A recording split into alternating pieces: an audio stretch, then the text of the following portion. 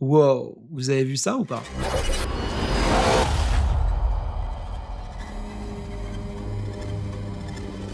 Et si tu traînes sur YouTube depuis quelques années, t'as dû tomber sur ce bad buzz en 2018.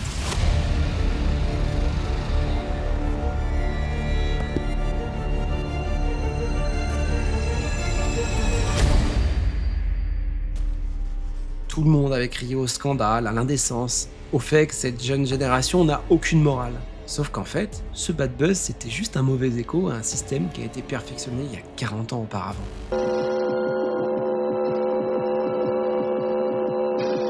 Parce que quand un film d'horreur commence par une vraie vidéo d'une opération à cœur ouvert, et que sans aucun contexte, ce cœur s'arrête de battre, c'est choquant, même en 2026.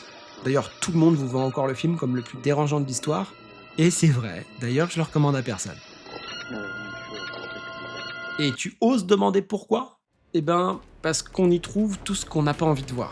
Des scènes d'abattoirs, des autopsies réelles, des cadavres mutilés, des restes humains. D'ailleurs, c'est presque inhumain de vouloir compiler tout ça dans un seul film, qui ressemble plus à un documentaire. Mais par contre, il y a un point sur lequel le film il excelle particulièrement.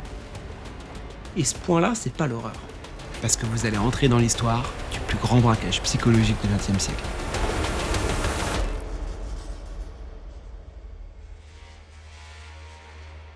Je sais ce que tu te dis. Tu dis que toi, tu ne regarderas jamais un film comme ça. Que tu te serais sûrement indigné devant autant d'atrocités. Ouais, moi aussi, je me suis dit ça en le regardant à nouveau il y a une semaine. D'ailleurs, ça m'a rappelé le même sentiment que j'ai eu face à certains livres comme le livre Antispéciste. Parce que toute cette horreur, c'est le genre de réalité dont on a envie de se cacher. Et pourtant, j'ai continué de regarder. Et me juge pas, parce que t'aurais probablement fait pareil. Parce que le film, il active un mécanisme psychologique universel, l'effet rubbernecking. Et ben, je vais t'expliquer ce que c'est. Ça t'est forcément arrivé d'être coincé dans un embouteillage qui est anormalement long.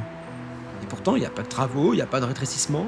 Et plus tu avances, et plus tu réalises que c'est absurde. Parce que l'accident, il a même pas lieu sur ta voie. Et pourtant, il y a des centaines de personnes avant toi qui ont freiné. Ils ont créé ce putain de bouchon juste pour regarder. Et toi, tu râles, t'as juste envie de rentrer chez toi et de lancer une de mes vidéos. Mais quand ton tour arrive, quand tu passes enfin à la hauteur des gyrophares, que tu vois la voiture complètement retournée, ouais, il y a de fortes chances que ton pied quitte l'accélérateur un instant, que ton cou pivote légèrement et qu'à ton tour, tu regardes. C'est ça, l'effet rubbernecking. Ah, rassure-toi, t'es pas un psychopathe, hein, t'es pas un sadique non plus, t'es pas non plus un monstre, c'est juste ton cerveau primitif qui vient de court-circuiter ta raison. Et si t'es un enfant des années 80 ou 90, tu te souviens de ce magazine-là? Choc. Eux, ils avaient bien compris ce phénomène-là. Donc imagine-toi, si t'as pas envie de regarder Faces of Death, que c'est le grand frère culturel de Choc. Et quand il y a un truc aussi barge qui sort, je peux pas m'empêcher de me demander quel genre de dingue a pu pondre ça. Et d'ailleurs, c'est assez marrant parce que c'est là que l'arnaque continue. Ça, c'est le nom du réalisateur. Tu trouves pas que ça sonne presque français? Mais par contre, si on le prononce à l'anglaise, ça donne... Ça veut dire littéralement arnaque et mensonge sur le salaire. Et il y a un autre nom générique, c'est le nom du frère du réalisateur, Alan Blake. En français, ça fait Monsieur Noir. Sauf que son vrai nom, c'est James Schwartz. Et Schwartz, en allemand, ça veut dire noir. Ils ont l'air fun dans cette famille, hein.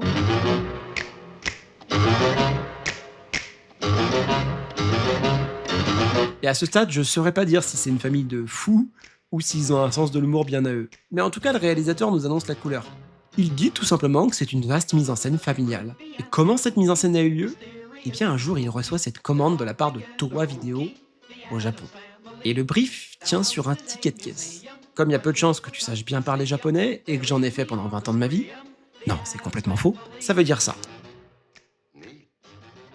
Et tu sais peut-être pas ce que c'est qu'un mondo, alors je te dirais qu'en une phrase, c'est une sorte de documentaire, film, qui mélange des histoires d'archives et des mises en scène un peu macabres, pour transformer tout ce qui est interdit, choquant, en un pur produit de consommation, c'est-à-dire un film. Mais il y a un très très très gros problème. C'était seulement dans les prisons et dans les camps de concentration sous la menace des fusils qu'il semblait avoir retrouvé la fidélité à l'antique doctrine. Si tu filmes une vraie mort, tu finis en prison.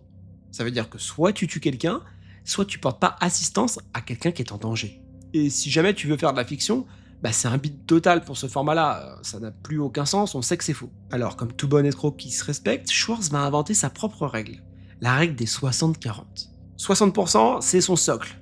C'est des kilomètres d'archives réelles, des scènes d'accidents, de morgues, de catastrophes. Et ça, c'est du vrai. Et 40%, ça serait le cheval de Troie. Parce qu'une fois que t'as vu ces scènes réelles, tu deviens quelqu'un de vulnérable. Alors il va glisser des scènes de fiction, comme la chaise électrique, ou le singe. Mais comme t'as vu plein de scènes réelles, et que ça flirte toujours entre la ligne du réel et irréel, eh ben tu fais plus la différence. Et à l'époque, il pouvait se permettre d'ajouter une bonne dose de colle technique. Pour faire ça, tu peux abîmer ta pellicule, rajouter du grain, tu peux salir l'image pour qu'elle ressemble à une preuve de la police récupérée par hasard.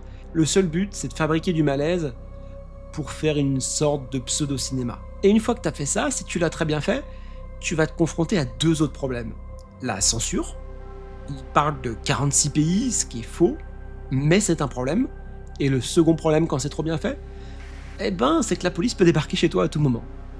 Et c'est ce qui se passe. Le FBI a ouvert une enquête parce qu'ils sont persuadés que ce qu'ils ont entre les mains, ce sont des vraies scènes de meurtre filmées. Bon, comme c'est faux, tu te doutes bien que pour pas finir en prison, Schwartz a juste à montrer et briser son tour de magie, c'est ce qu'il a fait. Et comme pour le réalisateur de Cannibal Holocaust, il va inviter les agents du FBI, il va leur présenter les acteurs, il va sortir des factures, etc. En gros, le gars doit prouver que c'est un menteur professionnel pour pas être traité comme un criminel. Mais ça veut dire quoi ? Là, ça veut dire que c'est la validation ultime. Parce que si même le FBI a douté, le public n'a aucune chance de s'apercevoir de quoi que ce soit. Alors Schwartz, il va utiliser tout ça en inscrivant la mention « banni dans 46 pays ». Bah c'est un mensonge comme je le disais, mais ça transforme le film en un secret d'État. Parce que si dans ta ville, il y a une séance de cinéma à 20h30 pour un film qui est censé être banni partout, qu'est-ce que t'as envie de faire toi ?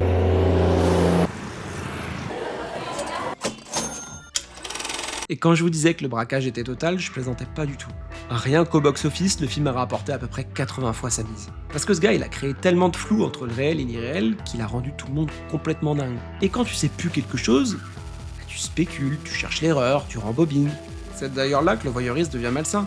On regarde plus pour comprendre, on regarde pour vérifier. Et on devient des enquêteurs du glauque. Donc le gars a hacké le système, pas grâce à l'horreur, mais grâce au doute du fait que ce soit de l'horreur.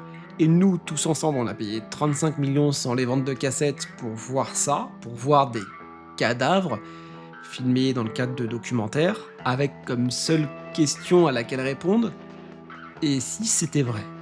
Parce que si on savait par avance que tout était vrai, est-ce qu'on aurait envie de voir ça ? On passerait sûrement pour des psychopathes, des gens dérangés, et ça serait gênant. Et si on se doutait que c'était faux à 100%, est-ce qu'on aurait envie de voir une œuvre qui se prétend être vraie en étant tout l'opposé ? Bah non. Et franchement, cette suite qui sort dans 2 mois, bah on sait tous qu'elle arrive trop tard. On est à l'ère de l'information perpétuelle, le mystère, la mort et tout ce qu'on peut pas voir, c'est une marchandise qui est complètement périmée. Aujourd'hui, on sait identifier une archive médicale ou une scène en 3 clics. Tiens, par exemple, si je vous mets ces 2 vidéos. Oh man!